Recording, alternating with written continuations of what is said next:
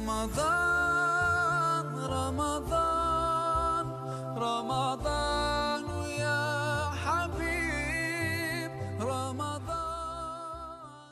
السلام عليكم ورحمة الله وبركاته.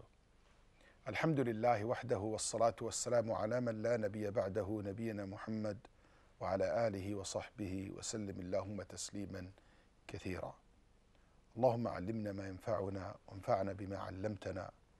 اللهم اجعلنا ممن يذكرك ويشكرك ويؤمن بك ولا يكفرك يا أرحم الراحمين. I bear witness that Allah is the only one worthy of worship, and Muhammad sallallahu alayhi wasallam his last and final messenger. Today I would like to continue our discussion about the importance of reading the Quran, searching for a specific subject, or you try to find out what is the main theme or the subject of this group of verses or this juz or this surahs, and you try to contemplate on that. For instance, one of the things that we know about Surah Al-Kahf, which is something that we read a lot. In Surah Al-Kahf, we know that the Prophet ﷺ told us that memorizing the first 10 verses of it will be a protection from the false Messiah.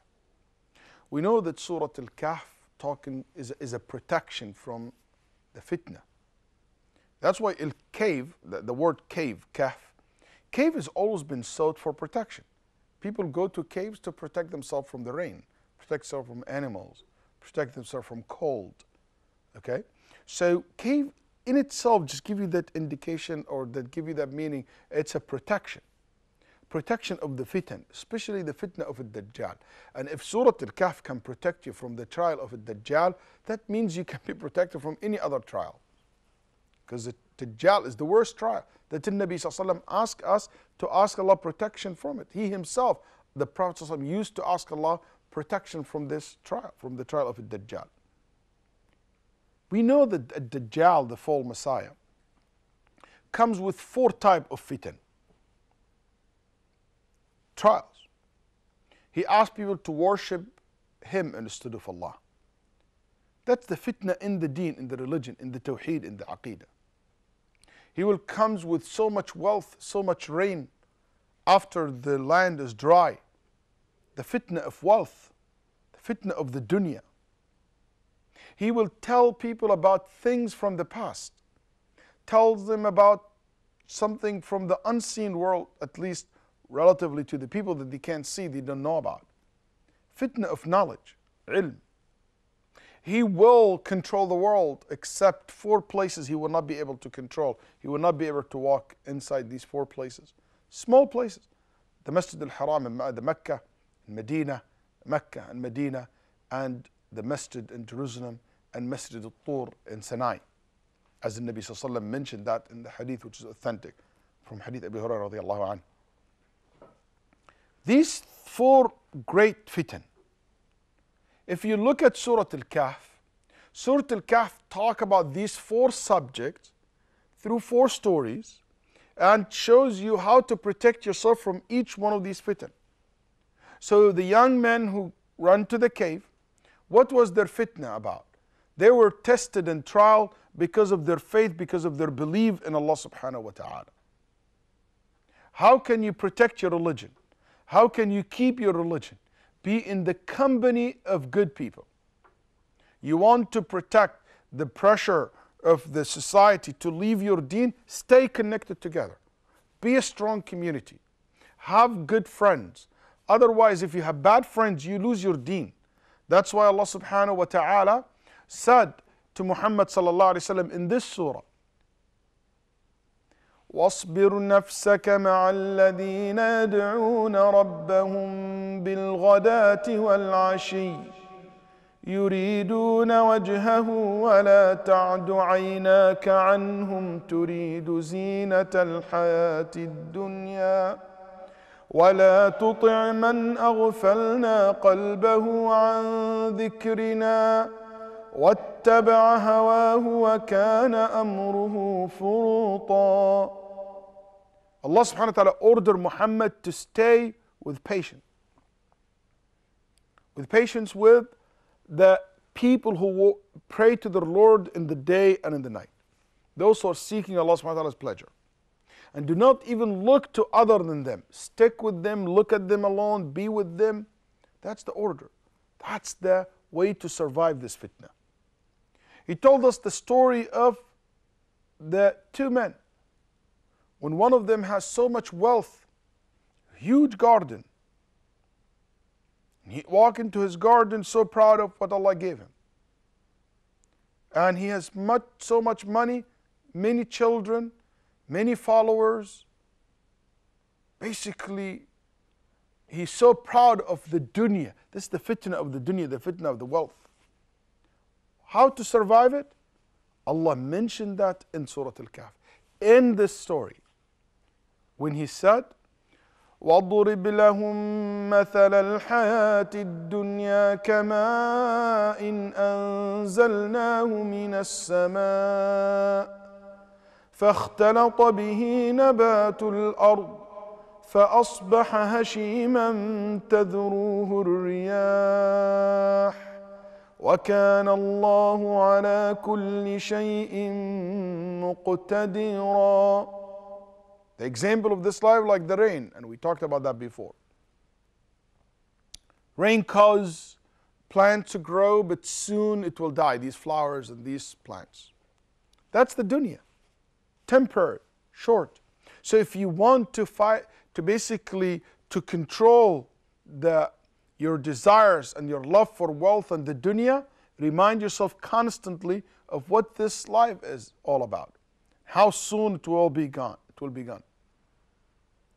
The story of Musa and Al-Khadr show you the fitna of knowledge. Musa said, who's more knowledgeable than me? And Allah told him about Al-Khadr. What protects you from this fitna? Because knowledge can lead to arrogance, is to be down to earth. Humility. قال ستجدني إن شاء الله صابرا ولا أعصي لك أمرا. You'll find me patient. I will not disobey you. Allah made Musa, no doubt that Musa in higher status than Al-Khadr. No, even if we say Al-Khadr is a prophet. Musa is Kalimullah. Musa is one of the greatest Ulil Azm, the Rusul. Musa is one of the greatest prophet. His nation is the second largest, greatest nation after the nation of Muhammad sallallahu alaihi wasallam. But Allah made him as a servant to Al-Khadr, a follower of Al-Khadr, to teach him a lesson and to teach all of us that to save yourself from this fitna is to be humble. And the last one, the fitna of power. The fitna of basically being in charge, being powerful. And the story of Dhul Qarnayn came to tell us that the way to survive this is to be sincere. So you do everything for Allah, not for yourself, not for the power, not for the fame. That's why Allah ended with قُلْ إِنَّمَا أَنَا بَشَرٌ مِثْلُكُمْ يُوحَى إِلَيَّ أَنَّمَا إِلَهُكُمْ إِلَهٌ وَاحِدٌ فَمَنْ كَانَ يَرْجُو لِقَاءَ رَبِّهِ فَلْيَعْمَلْ عَمَلًا صَالِحًا ولا يشرك بعبادة ربه أحدا. The ikhlas, the sincerity, that you worship Allah alone, do everything for Allah, do the good deeds. That will make you survive that fitna. And in the middle of the surah you see that Iblis is the mastermind behind all these fitan. Using all these tools, using these things that embedded in us, which is the love for power, the love for wealth, the love for the dunya. That's why in the middle of the surah Allah warning us from ash-shaytan. أَفَتَتَّخِذُونَهُ وَذُرِّيَّتَهُ أَوْلِيَاءَ مِن دُونِي وَهُمْ لَكُمْ عَدُوٌّ بئس للظالمين بدلا. Reminding us of the enmity of a shaitan. This is our enemy. Let's have a good quick break and come back to continue our discussion, inshallah ta'ala. رمضان رمضان رمضان يا حبيب رمضان رمضان رمضان رمضان يا حبيب رمضان. Assalamu alaikum wa rahmatullahi wa barakatuh. Alhamdulillah, alhamdulillah. حمدا كثيرا طيبا مباركا فيه ثم الصلاة والسلام على نبينا محمد وآله وصحبه وسلم اللهم تسليما كثيرا. We are still talking about the principles that help us to contemplate in the Quran, and the last one was talking about how it's important to look at the subject, look at the either you search for a specific subject in the Quran, or you look at the subject of the surah, the group of verses, what is focused on, how it is basically representing this case. The more you think about one subject or the subject of the surah, or you look for one subject in different surahs, you still reading the Quran, you start reading the Quran in a different way. That's another tool to help you to contemplate in the Quran. And number 12 that I want to share with you, maybe I'll make this the end of our discussion, because 12 points, maybe you can gather from them 2 or 3 or 4 and apply them. Because there is other things I want to talk about in that I think it needs to be changed in Ramadan as well. And the last one that I want to end with, that is so important when you read the Quran, is always to think about, whenever you read a verse in the Quran, it's a general term. Think about, break that generality or that general terms into specifics. For example, when you read what Allah subhanahu wa ta'ala said, وَإِن تَعُدُّوا نِعْمَةَ اللَّهِ لَا تُحْصُوهَا. If you try to count Allah's blessings, you will not be able to count them. So one of the things that you try to do when you see this general term, think about the blessings that Allah have given you. And when you think about Allah's blessings, or وَأَمَّا بِنِعْمَةِ رَبِّكَ فَحَدِّثْ, mention Allah's blessings upon you. You think about 2 types of blessings, the religious blessings and the worldly blessings. Think about all the religious blessings that Allah, did you pray Fajr? That's a blessing. Did you make adhkar? That's another blessing. You were able to thank Him subhanahu wa ta'ala. That's a blessing. That Allah subhanahu wa ta'ala give you understanding of the religion. That's another blessing. You're here listening to this talk. That's another blessing. Me being here to speak to you, that's a ni'mah from Allah. It requires for me to be thankful to Allah subhanahu wa ta'ala for it. Then also grateful and thankful to Qanat al-Huda for having me as a guest. That's these so many ni'am that religiously, the Quran is a ni'mah. Muhammad sallallahu alaihi wasallam is a blessing for us. You know, the sunnah, the legislations that He accept the tawbah, that He ordained for us certain things. If we do, our reward is multiplied. You know, I go to Mecca, I see Ramadan, I see new opportunities for us to increase my reward, to wipe my sins. That's all these are blessings from Allah subhanahu wa ta'ala. You break it down and see how this verse will change maybe your life completely. And the worldly blessings. Allah subhanahu wa ta'ala said to us, وَإِذْ جَعَلَ لَكُمُ السَّمْعَ وَالْأَبْصَارَ وَالْأَفْئِدَةَ قَلِيلًا مَا تَشْكُرُونَ. He blessed you with hearing and eyes, or seeing, and hearts. And you thank Allah subhanahu wa ta'ala very little. قَلِيلًا مَا تَشْكُرُونَ. Rarely you are grateful and thankful to Allah. And rarely here, why? Because even if you thank Allah subhanahu wa ta'ala, you never thank Him enough for the usage of these 3 things. It's interesting, here you contemplate.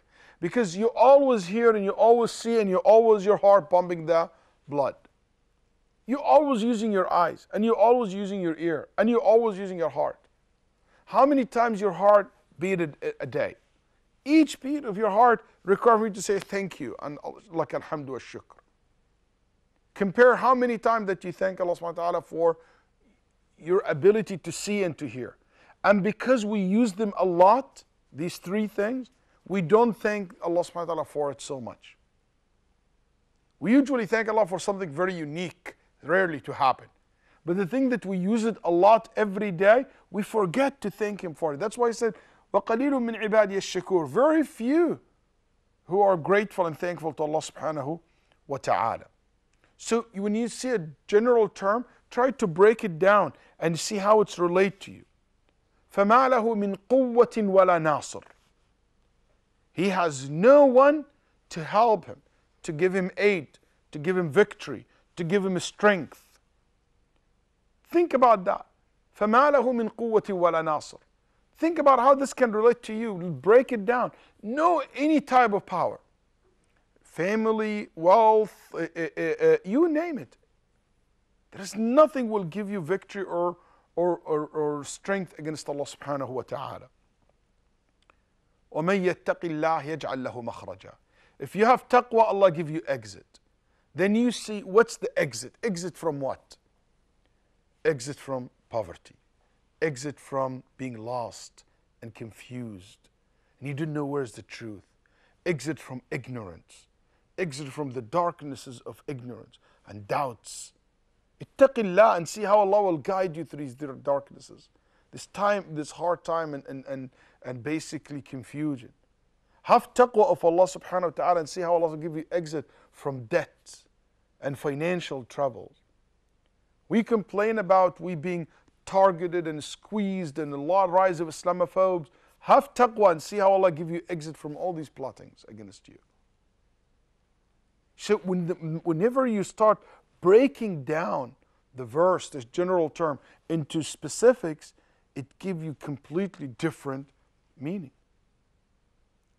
إِنَّا نَحْنُ نُحْيِي الْمَوْتَى وَنَكْتُبُ مَا قَدَّمُوا وَآثَارَهُم. Bring life to death. We write down what they have earned and whatever they left behind. Left behind, آثَارَهُم. Think about what you will leave behind you. Because whatever you leave behind you, it will be still written for you or against you. Are you going to leave behind you children that you have raised to be good Muslims? Leave behind your wife who will say good things about you. Parents or maybe or family member, they say good things about you. Friends and neighbors and community will praise you. Knowledge that will benefit. A masjid that you built. An organization that you established. A good sunnah that people will copy after you. Or it's the other way. Whenever you read the Quran, you start breaking it down this way, you have completely different experience in learning, in contemplating in the Quran, and new experience in how you will read the Quran, inshallah ta'ala. I hope these 12 principles, we start focusing on them, try to practice them until we master. It's not going to happen overnight. But I hope this is something that will inspire all of us to change the way we deal with the Quran. This will bring this episode to an end. Looking forward to talk about another issue that we need to change in the month of Ramadan, inshallah ta'ala. Assalamu alaikum wa rahmatullahi wa barakatuh. Ramadan, Ramadan, Ramadan ya Habib, Ramadan.